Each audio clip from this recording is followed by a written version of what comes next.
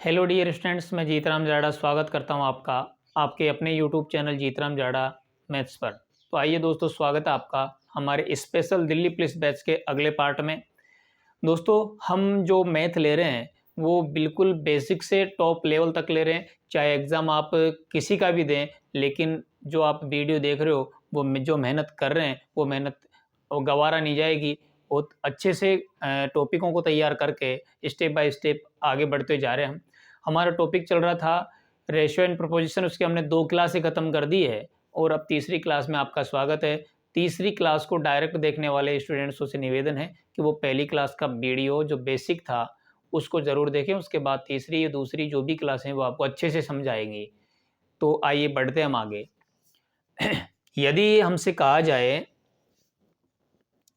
कि A अनुपात B बराबर दिया हो 2/9 अनुपात 1/3, B अनुपात C बराबर दिया हो हमें 2/7 अनुपात 5/14 तथा हमें दिया हो D अनुपात C बराबर 7/10 अनुपात 3/5। अगर ऐसा हो तो हमसे पूछा है A अनुपात B अनुपात C अनुपात D बराबर क्या होगा, ये हमसे पूछा है। कि कहीं हमें A अनुपात B बराबर दिया हो 2/9 अनुपात 1/3, B अनुपात C बराबर दिया हो 2/7 अनुपात 5/14 और D अनुपात C बराबर दिया हो 7/10 अनुपात 3/5। ये हमने ऐसा पहला प्रश्न उठाया, पिछले दोनों वीडियो में हमने ऐसा क्वेश्चन उठाया नहीं है कि अनुपात हमें दे दें और किस में दे दें, बटे वाली कंडीशन में दे दें, भिन्न में दे दें। तो हम क्या करेंगे उनके साथ। सबसे पहले तो ए बी बी सी और स्टेप में सी डी आना चाहिए। यहाँ उल्टा करके दिया है इसने, डी सी दिया है तो इसको चेंज करेंगे। सबसे पहले तो हम इसको चेंज कर लेंगे सी डी में, यानी 3/5 अनुपात 7/10 ऐसा लिख लेंगे। और फिर सबसे पहले इसको क्लियर करने के लिए हम क्रॉस गुणा करवा देंगे। 3 दूनी 6, 9 एकम 9, यानी 6/9 काटेंगे। 3 दूनी 6 और 3 3 9, यानी अनुपात बनेगा हमारा ए बी का 2/3। ऐसे ही यहाँ करेंगे 14 दूनी 28 अनुपात 7 5 35, तो वही 7 चौके 28 और 7 5 35, अनुपात बन गया हमारा 4/5। ऐसे इधर कर लेंगे 10 गुणा 3 किया 30 और 7 गुणा 5 किया 35, काटेंगे तो 5 से काटेंगे 5 6 30 और 5 7 35, यानी अनुपात बन जाएगा 6/7। ऐसे भिन्नों को तोड़ लेंगे हम सीधे अनुपातों में और उसके बाद फिर वही तरीका है हमारा ABCD निकालने का। बोले A अनुपात B अनुपात C अनुपात अगर D निकालेंगे तो फिर हम थोड़ा ऊपर लिख लेते हैं A B C और D निकालें तो AB के नीचे AB का मान जमा देंगे 2/3, BC के नीचे BC का मान जमा देंगे 4/5, CD के नीचे CD का मान जमा देंगे 6/7। ऐसा कर लेंगे। फिर करना कुछ नहीं, खाना पूर्ति कर देंगे। 3 के बाद जितनी जगह खाली हो सिर्फ 3 बिठा देंगे। 5 के बाद जितनी जगह खाली हो 5 बिठा देंगे। 6 से पहले जितनी जगह खाली हो 6 बिठा देंगे। 4 से पहले जितनी जगह खाली हो 4 बिठा देंगे। करना कुछ नहीं है, सिर्फ गुणा करके नीचे उतार देना है सबको ऐसे। चलो 6 चौके 24 दूनी 48, 6 चौके 24 तीये 72, 6 पंजे के 30 तीये 90, 7 पंजे 35 तीये 105। अभी कट रहा है तो काट देंगे। 16 तीये 48, 24 तीये 72 और 30 तीये 90 और 35 तीये 105।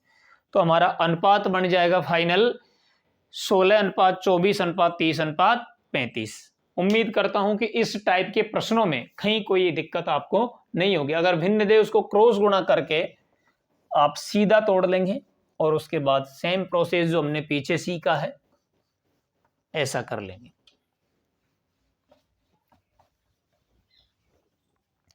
चलो और आगे बढ़ते हैं थोड़ा सा।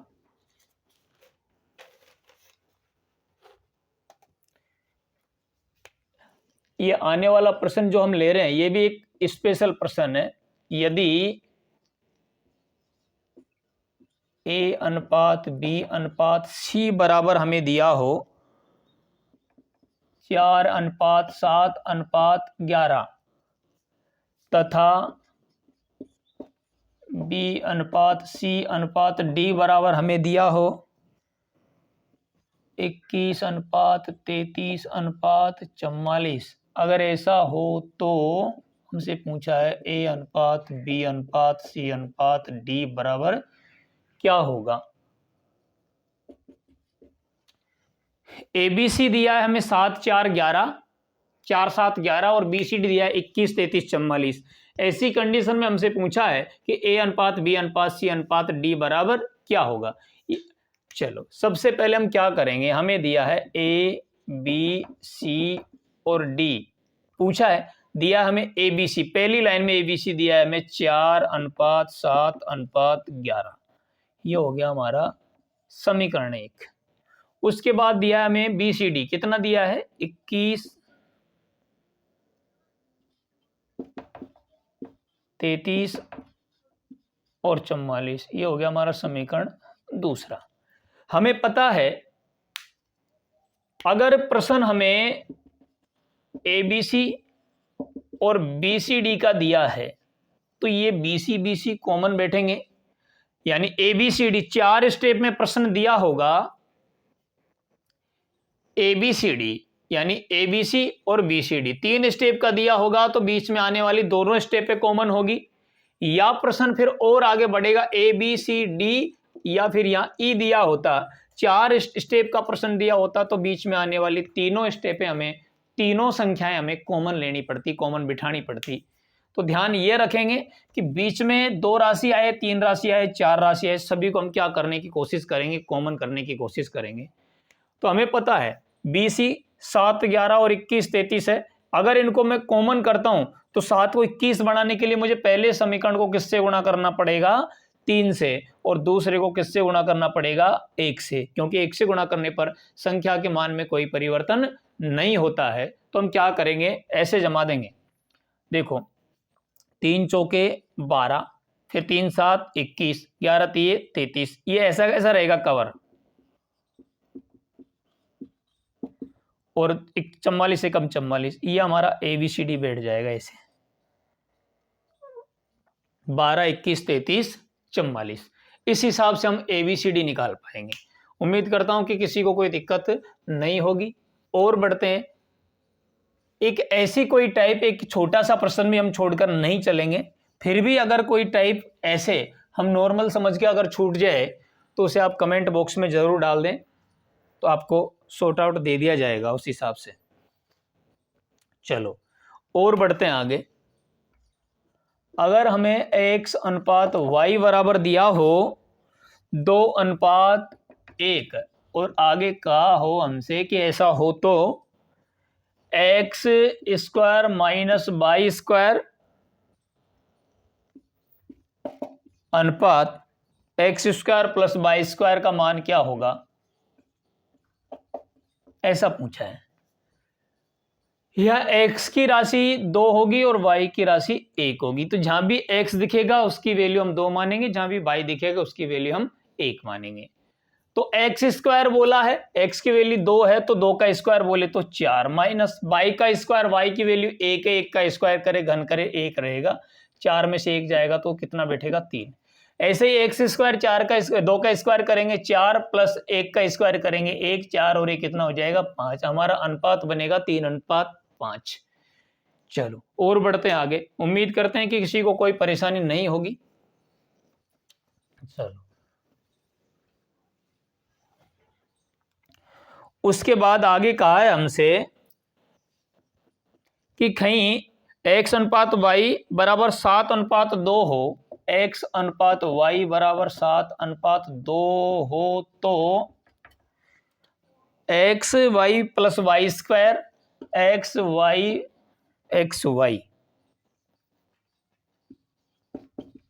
प्लस वाई स्क्वायर और नीचे x square minus Y square, इसका मतलब क्या होगा ये पूछा है। इसकी बराबर राशि क्या होंगी, वैल्यू क्या होंगी पूछा है।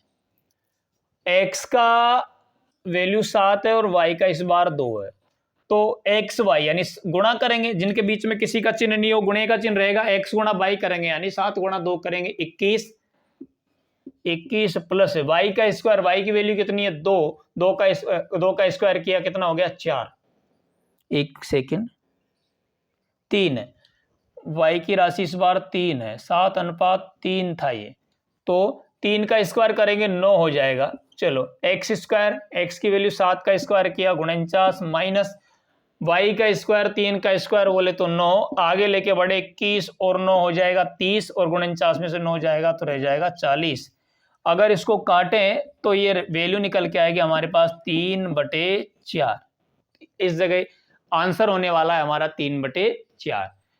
उम्मीद करता हूं कि कोई परेशानी नहीं होगी आपको, और आगे बढ़ते हैं थोड़ा धीरे धीरे धीरे धीरे सीखते हुए।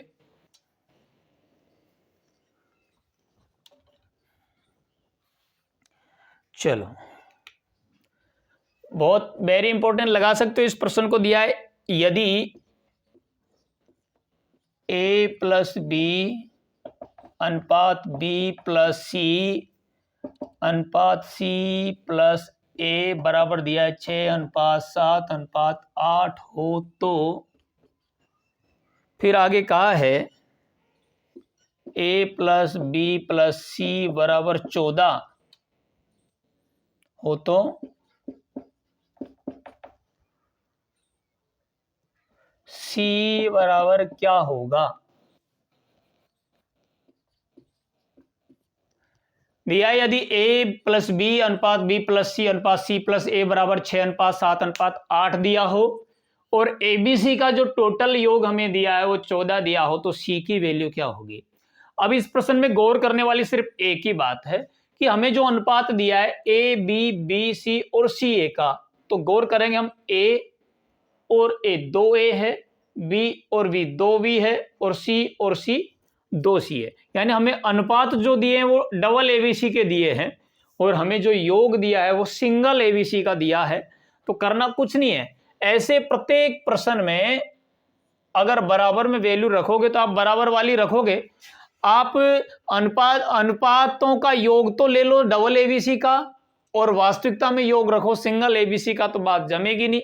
लेकिन आप अगर अनुपातों का योग डबल एबीसी का रखो और एबीसी का योग सिंगल एबीसी का रखो तो बात गलत है। लेकिन यहां अगर डबल एबीसी का योग है तो यहां भी हम डबल एबीसी का योग ले लें तो फिर बात बैठ जाएगी। तो सिंगल एबीसी बराबर 14 है, तो a प्लस बी प्लस सी बराबर ये कितना हो जाएगा 28। सिंगल एबीसी बराबर 14 है तो डबल एबीसी बराबर कितना हो जाएगा 28। तो हम देखते हैं ए बी बी सी और सी ए का टोटल हमें योग दिया है कितना 8 7 15 और 6 21। अनुपातों का योग बराबर किसका अनुपात ए बी बी सी और सी ए का, डबल एबीसी का अनुपातों का टोटल है और डबल एबीसी का में इधर टोटल दिया है वास्तविकता में। तो हम क्या करें 21 बराबर टोटल है हमारे पास 28, हमसे पूछा क्या है सी। जब हमें एबीसी में से सी निकालना है तो घटाना ए बी को पड़ेगा, तो हम ए बी निकाल लेंगे और ए बी का अनुपात हमारे पास कितना है 6 बराबर हम रख लेंगे x। क्या निकल जाएगा इससे हमारा ए बी। चलो 7 तिये 21 और 7 चौके 28, 3 दूनी 6 4 दूनी 8, हमारे पास x की वैल्यू कितनी आ गई 8। और x हम किसको मान के चले ए बी को। इस बार ए बी का वैल्यू आ गया हमारे पास 8, पूछा सी है तो करना कुछ नहीं है, यानी जब a प्लस बी प्लस सी बराबर 14 दिया था जिसमें से ए बी तो हमारे पास 8 है ही, तो 8 प्लस सी बराबर अगर 14 बोले 8 उधर जाएगा तो सी बराबर कितना आ जाएगा 6। सी बराबर 6 आ जाएगा, हमारा यही आंसर है। उसने हमसे पूछा है कि सी बराबर क्या होगा। करना कुछ नहीं था, ए बी बी सी और सी ए का जो अनुपात दिया था 6:7:8, आप गौर करेंगे तो दिखेगा डबल ए डबल बी और डबल सी का अनुपात दिया हमें टोटल 21, लेकिन हमें योग दिया था वो सिंगल एबीसी का दिया था 14, तो हमने योग को भी डबल कर लिया, डबल एबीसी बराबर 28। डबल एबीसी के अनुपातों का टोटल बराबर डबल एबीसी का वास्तविक योग रख दिया, उसके पास हमने ए बी निकाल लिया। जब ए बी 8 आ गया तो एबीसी 14 में से ए बी का 8 गया तो सी बराबर 6 बच जाएगा। उम्मीद करता हूं कि किसी को कोई दिक्कत नहीं होगी। और बढ़ते हम थोड़ा सा आगे।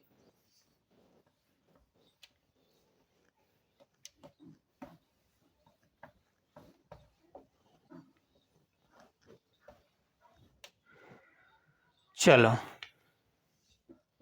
हमें आगे कहा है 18 और 24 का तृतीय पद ज्ञात करो।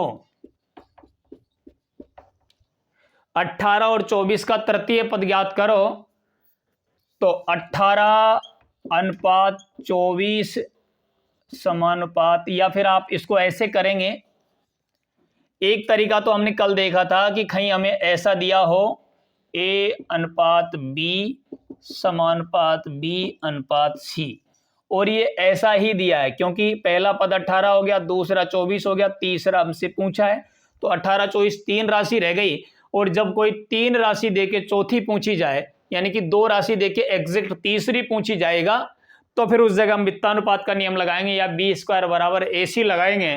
तो ऐसी कंडीशन में भार भार गुणा और अंदर अंदर गुणा होगा। ये बी डबल बार क्यों आया है? क्योंकि जब दो राशि देके अगर तीसरी राशि पूछी जाएगी तो दूसरी स्थान पर आने वाली जो राशि है उसको डबल बार लिखेंगे, और इस नियम को हम वित्तानुपात का नियम कहते हैं। जैसे अगर ये राशियां हमारे पास ऐसे दी है कि पहली दे दी, दूसरी दे दी और तीसरी हमसे पूछी है, तो इसको इस कंडीशन में, समानुपात वाली कंडीशन में जमाने के लिए चार पद चाहिए, और उनको हम जमाएंगे ऐसे। कैसे जमाएंगे देखेंगे। 18 अनुपात 24, दूसरी जगह कौन है इस बार? 24। जो दूसरी जगह आएगा वो डबल बार बैठेगा, तो फिर हम जमा देंगे समानुपात 24 अनुपात x। इससे हमारा तीसरा पद जो है x माना है वो निकल जाएगा। तो फिर वही, या तो आप दिमाग में बिठा लो बी स्क्वायर बराबर AC, क्योंकि भार भार गुणा AC, अंदर अंदर गुणा बी स्क्वायर, बी गुणा बी करे तो, या फिर आप ऐसे रखेंगे जैसे भार भार गुणा 18 गुणा x और अंदर अंदर गुणा बोले 24 गुणा 24, काट देंगे। 6 3 18, 6 चौके 24, 3 8 24, 8 चौके 32, x की वैल्यू हमारी 32 आ गई थी। इसका मतलब जो तृतीय पद हमने मांगा था वो कितना निकल के आ गया हमारे पास? 32 निकल के आ गया। ऐसा ध्यान ये रहेंगे कि अगर दूसरी जगह पे जो बैठने वाली राशि है उसको हमें कितनी बार लिखना पड़ेगा? 2 बार लिखना पड़ेगा, जैसे यहां लिखा था, तब जाके हम तीसरा पद निकाल पाएंगे। और देखते हैं एक ऐसा प्रश्न,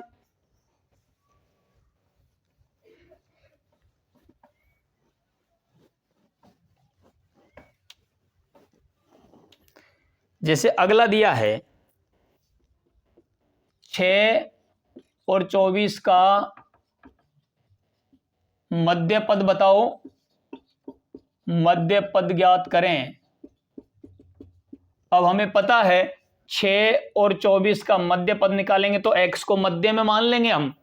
जो अगर तीसरा पद पूछा है तो x को तीसरी जगह बिठाएंगे, प्रथम पद पूछा है तो x को प्रथम जगह, पहली जगह बिठाएंगे, और मध्य वाला पूछा है तो x को मध्य में बिठाएंगे। या तो ध्यान रखेंगे आप बी स्क्वायर बराबर AC, यानी जो पूछा है उसको डबल बार लिखना पड़ेगा, या फिर आप वित्तानुपात के नियम का अकॉर्डिंग ध्यान रखोगे कि जो राशि दूसरे स्थान पर बैठेगी, जो दूसरे पे आएगी, उसको 2 बार लिखेंगे।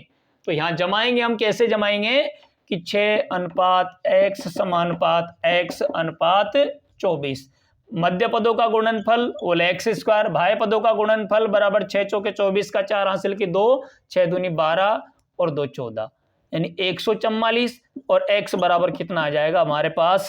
12। इस समानुपात के बारे में आप समझते हो कि समानुपात दोनों अनुपातों को बैलेंस बनाए रखता है, दोनों को क्या रखता है? ये बराबर रखता है। तो यह आ जाएगा हमारा, जब 24 गुणा 6 करे तो 144 होता है, तो फिर x गुणा है यानी 12 गुणा 12 करेंगे तो भी हमारे पास 144 हो जाएगा। चलो और बढ़ते हैं आगे।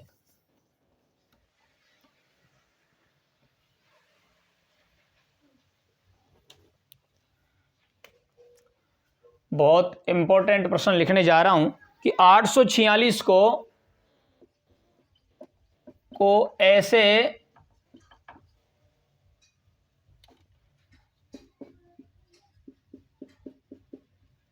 दो भागों में विभक्त करें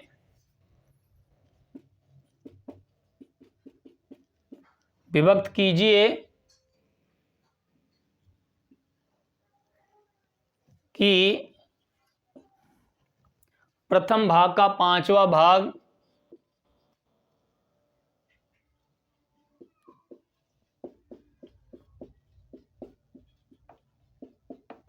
पांचवा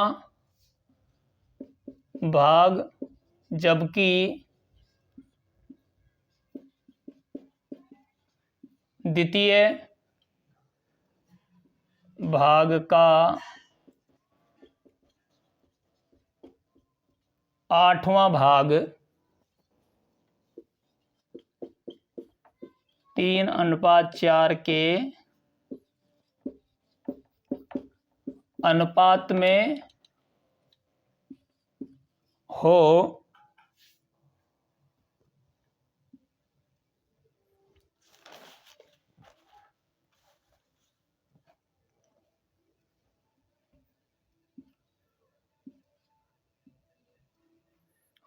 प्रत्येक भाग को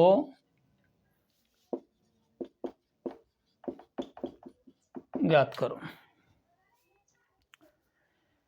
यानी 846 रुपए को ऐसे दो भागों में विभक्त करना है कि पहले भाग का पांचवा भाग और दूसरे भाग का आठवां भाग वो 3:4 के अनुपात में हो, तो वो दोनों भाग कौन कौन से होंगे उन्हें बताना है हमें। यानी हमें करना क्या है, हम ये करेंगे कि जो ये 846 रुपया है हमारे पास, इसको दो भागों में डिवाइड करेंगे। हम दो भागों में डिवाइड करेंगे और जो पहला भाग होगा उसको नाम देंगे हम ए और जो दूसरा भाग होगा उसको नाम देंगे हम बी। तो पहले भाग का तो पांचवा हिस्सा, तो जैसे मैं लिखूं ए का पांचवा भाग यानी 1/5 भाग, तो इसको मैं a/5 भी लिख सकता हूं। तो a/5। दूसरे भाग का आठवां भाग, ये दोनों बराबर हो 3:4 के अनुपात में, ये दोनों बराबर हो 3:4 के अनुपात में। जब इनको क्लियर करेंगे हम तो इसको लिख सकता हूं मैं 5 × 15 और इसको लिख सकता हूं मैं 8 × 32, यानी अनुपात बन जाएगा हमारे पास 15:32। तो टोटल 15:32 जो बना है, हमें उसका टोटल योग दिया है 846 रुपये को बांटना है, और 846 रुपये बटेगा 15 और 32 हो जाएगा 47, और 47 के बराबर में जो 846 रुपया है, इस 846 को बांटना है। तो पहला भाग निकालेंगे हम, पहला भाग हमारा आ गया 15, तो ऐसे निकालेंगे हम। तो 47 एकम 47, 84 में से 47 जाएंगे, 84 में से 47 जाएंगे, 14 में से गया 7, हो गया 5, 3, 37 बचेंगे, 376।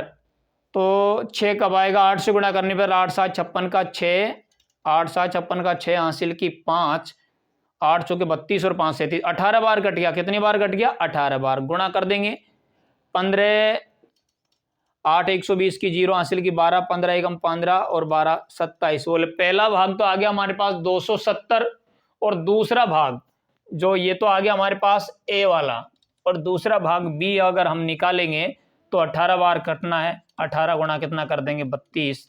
चलो 18 दूनी 36 का 6 हासिल की 3, और 18 3 54 और 3 57, यानी दूसरा हिस्सा हमारे पास हो गया 576।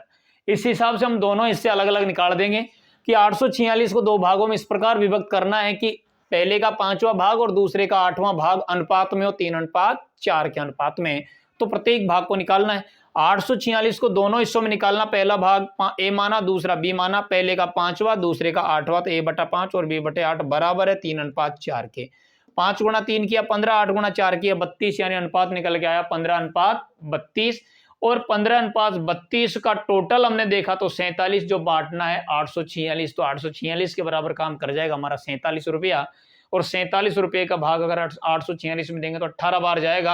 18 × 15 करने से पहला हिस्सा निकल जाएगा, और 18 × 32 करने से दूसरा हिस्सा निकल जाएगा। तो 270 और 576 ये हमारे पास आ गया ऐसे कैसे। चलो और बढ़ते हैं आगे।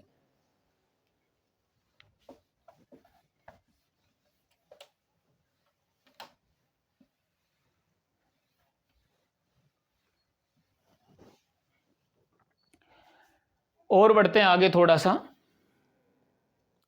कि दो संख्याएं 3:4 के अनुपात में है तथा इनका लैसे 84 हो तो बड़ी संख्या क्या होगी। दो संख्या दी हमें 3:4 में, पहली संख्या और दूसरी संख्या, इनका अनुपात दिया है हमें 3:4 और इनका लैसे भी हमें दिया है।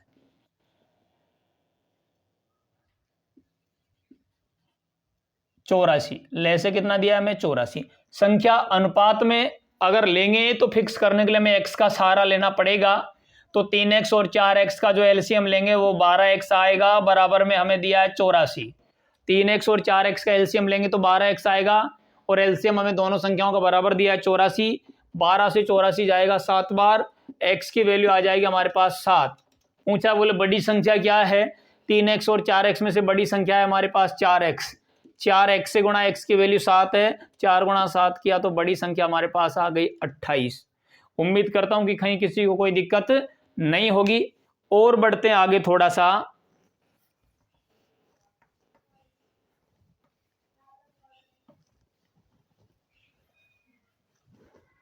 किसी व्यक्ति की आय तथा व्यय क्रम से 11:10 के अनुपात में है। किसी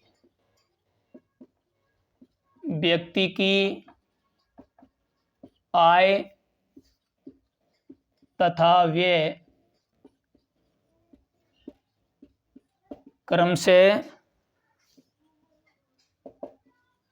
11:10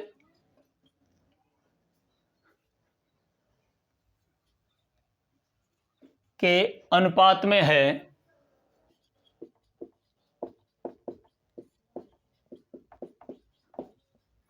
अनुपात में है यदि वह प्रतिवर्ष 9,000 की बचत करता है।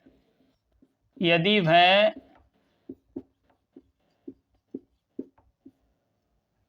प्रतिवर्ष 9,000 की बचत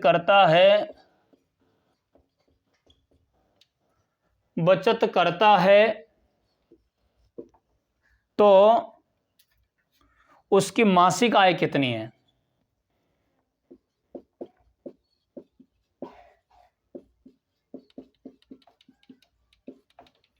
मासिक आय कितनी है,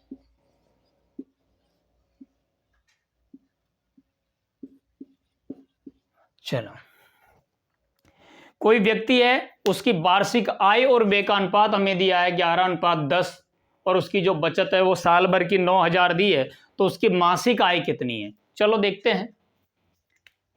उस व्यक्ति की आय हमें दी है, उस व्यक्ति का खर्च हमें दिया है। आय दी है 11 और व्यय दिया है हमारे पास 10, और तो फिर बचत आ जाएगी हमारे पास 11 कमा के 10 खर्च कर रहा है तो 1 बचा रहा है। अनुपातों को फिक्स करने के लिए x का सहारा ले लेंगे। 11x कमा के उसमें से 10x खर्च कर दिया तो सिर्फ बचा पाया वो x रुपया, और उसकी प्रतिवर्ष की जो बचत दी है वो 9,000 दी है। यानी ये जो अनुपात आया है सब हमें वार्षिक में दिए हैं, यानी सब जो अनुपात दिए हमें किस में दिए हैं, वार्षिक में। और बचत कितनी दी है, 9,000। जब x की वैल्यू 9,000 है तो इन सभी को क्लियर कर लेंगे। आय तो हो गई उसकी 99,000, यानी 11x गुणा 9 करेंगे, 9,000 गुणा 11 करेंगे 99,000, और उसका खर्च हो जाएगा कितना, 10 गुणा 9,000 किया तो 90,000। यानी 99,000 कमा के जब 90,000 खर्च करेगा तो बचा भी कितना पाएगा, साल भर में 9,000 बचा पाएगा। तो पूछा उसकी वार्षिक की जगह मासिक आय कितनी है, और वार्षिक को मासिक में बदलने के लिए हम क्या करते हैं, 12 का भाग दे देंगे। ये तो उसकी साल भर की कमाई है, कितने महीने की कमाई है, 12 माह की कमाई है। और अब इसको हमें मासिक में जब निकालना है तो हमें पता है जब साल भर की कमाई है उसमें 12 का भाग दे देंगे तो महीने की कमाई आ जाएगी। तो 12 अट्ठे 96, बच गया 3 30, 12 दूनी 24, बच गया 6 60, 12 पंजे 60, 0 7 में, तो उसकी कमाई हो गई मासिक 8,250। उम्मीद करता हूं कि किसी को कोई दिक्कत नहीं होगी। और बढ़ेंगे आगे और अच्छे अच्छे प्रश्नों के साथ, तब तक बने रहिए हमारे साथ। आप में से यदि हमारे कोई चैनल पर नए हो तो चैनल को लाइक, सब्सक्राइब और शेयर करें, और ज़्यादा से ज़्यादा संख्या में स्टूडेंट्स जोड़ें।